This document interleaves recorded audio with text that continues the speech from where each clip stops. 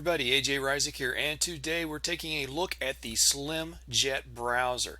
Now, a lot of you probably saw my review of the SlimBoat browser, and not too long after I did that review, I went to their website, and lo and behold, you see this little pop-up. SlimBoat will no longer be further developed due to the performance and compatibility issues with the Qt WebKit engine. In replacement, we are recommending our new product, SlimJet web browser powered by the Blink engine, which has higher performance and better compatibility with modern web standards. SlimJet also enjoys a large ecosystem of extensions and themes. And why does it enjoy that big ecosystem? Because it is based on Chromium. So if you are a Chromium user, you're going to feel right at home with this browser. Essentially what they've done is they've taken Chromium, done a few tweaks, and added some custom extensions and whatnot, and lo and behold, you got SlimJet.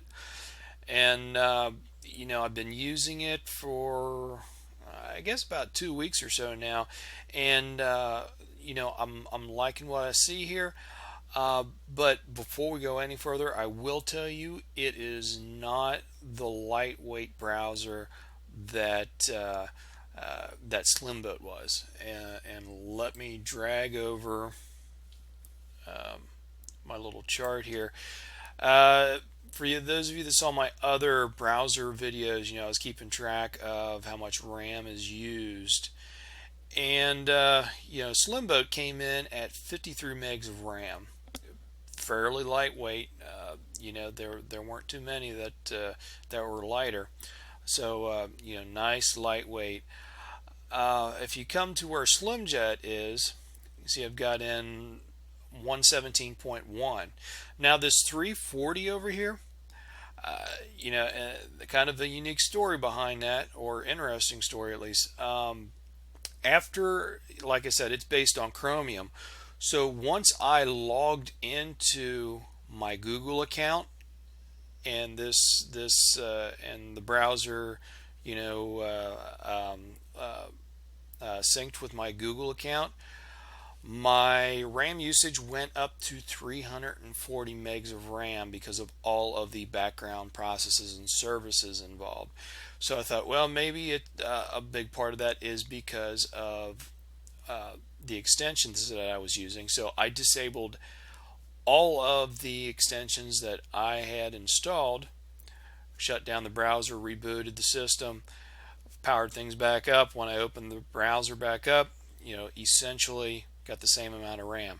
So, just kind of a heads up, if you are going to log into a Google account and use this browser, you essentially come close to tripling your RAM use. Now, if you're on a computer where you've got 8, 16 gigs of RAM, even 4 gigs of RAM, no big deal. If you are on a older computer or a netbook, something of that nature, where you maybe only have 2 gigs of RAM, you might think twice about using this browser. The same as if you were, running Chromium or Chrome. They're sort of heavyweights. Even though there's a lot of functionality there, they use a lot of memory. Since SlimJet is based on Chromium, you can go and use the Chromium extensions. Just go to your apps and then the web store, and then from here there's just tons and tons of extensions, themes, applications, all kinds of stuff that you can go and add to your browser. Just be aware, the more stuff you add, the more memory and CPU use you're going to use. So just be careful on what you add. You may you don't want to go and overload your system there. Let me go back to their web page here. So having said that, they have a few custom extensions that they've already installed for you. They come by default. One of them is that really interested me was this YouTube video downloader. And I've got one of my videos open here in YouTube. And basically all you need to do if you want to go and download it for watching later, right next to the title, you'll see this download video. Click on that. You'll get a choice of how you want to, what resolution you want to download it in. Just go and select that, download video, or you could just download the audio. Um, whatever it is that you want to do. If you go and download it, maybe then go and put it on a MP3 player and listen to it later on. Especially on stuff like if it's a podcast that you normally listen to and there's not really a video component that you care about, why not go that route? So besides the YouTube downloader, they've got some other features that are pretty neat here. They've got the Facebook integration, so that you can quickly and easily share stuff on Facebook. Photo enhancer and photo framing, I thought that was pretty interesting. I set up this weather forecaster right here. So if you come up here where I've got it on my toolbar, if you just kind of hover over the weather icon, it'll give you current conditions, or you can click and it'll give you forecast for the week. So pretty nice on that feature right there. This instant photo uploader, I like I like this one as well. If you're taking pictures with a 16 megapixel camera, maybe you're cranking out photos somewhere in the neighborhood of 10 megabytes, 12 megabytes, something like that. Well, this is going to optimize those pictures. When you upload them, it'll optimize them for web viewing. So compress them, shrink them down for you. You'll be able to upload much quicker. And I mean, for the web, you really don't need an image that is high res. A person's just not going to see it on a monitor, or if you're looking at it on a cell phone or something like that, you're going to be looking at a little tiny picture anyway. So anyway, there's that. You can go and customize your toolbar up here. If you go and click this little down arrow right here, you can go to customize toolbar, and you've got various options that you can go and add to the toolbar. And maybe you want to add this zoom in, so just double click it, or no, you had to drag, I'm sorry, you have to drag it over and it'll add that for you. And then you can go and reorder the order of your tools on there. You can see what the default is right there. I could go and maybe I want the zoom right next, maybe right at the beginning, so put it like that. Reorder it however you want. And maybe you would like to have this moved to the left hand side of the address bar, so you can do that like that, or move it back, however you want to have it set up. There we go, put that back.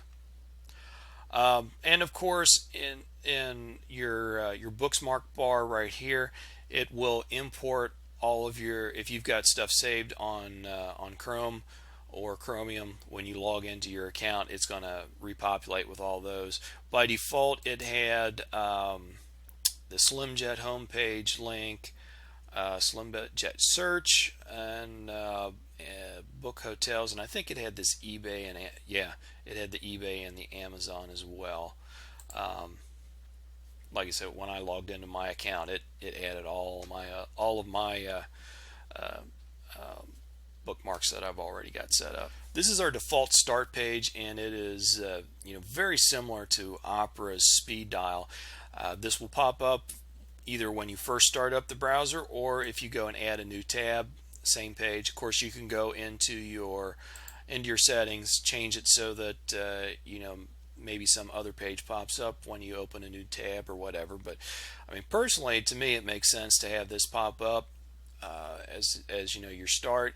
Go through here, customize it so that it is all the sites that you normally visit on a regular basis, and it's be a real nice quick launch for you. If you come up here and click on the gear, you can go and customize your tabs, the number of rows, the number of columns, so you can have a ton of links here, or just a few. Then you've got options on background color, background image, reorder the tabs, that kind of thing. So I really like having this kind of feature as an opening page for your browser. Just, you fire it up and you've, boom, right away you got links to all the stuff that you normally visit on a regular basis. Performance wise, you would expect this browser to be equivalent to Chromium, and you'd be right on that. Fairly quick, really no problems with loading any particular page or anything like that. Everything renders correctly. Speed fairly snappy, so no issues there. Really, overall, the only issue that I've had, and this is, it's only going to affect some people, is your memory usage. Like I said, once you log into your Chromium account, you basically triple your RAM usage at that point. And if you've got a late model computer, 4 gigs of RAM or more, this isn't going to be an issue. If you're only rocking, say, 2 gigs of RAM and you're trying to use the browser while at the same time running a couple other apps, you might run into memory issues. So, kind of a buyer beware thing. But overall, this has been a real nice browser to work with. Normally I use Chromium as my default browser, but I may switch to this. Then again, there's at the same time there's nothing here that I couldn't go and configure myself on Chromium. But at the same time, I could go and use this browser and just with a few tweaks get things the way that I want it. So I don't know. We'll play around with it a little bit, see what happens. But I may keep this as my browser. Who knows? We'll just have to see. Anyway, that about finishes this review up. I know that it wasn't real long, but seeing as how we're based on Chromium, it's a fairly common browser. A lot of people out there are familiar with Chrome and Chromium, so not a lot to say there. Do visit their webpage, and you can read a little more in detail about some of these different features and whatnot. And be sure to leave me a message if you try this browser out and let me know what you think and how it worked out for you, all that kind of stuff. As always, I try to get to the comments, questions, all that kind of stuff that are down below. I try to get to those as soon as possible. And hey, you like the video, give us a big old thumbs up. And as always, I will see you all on the next video. Thanks for watching.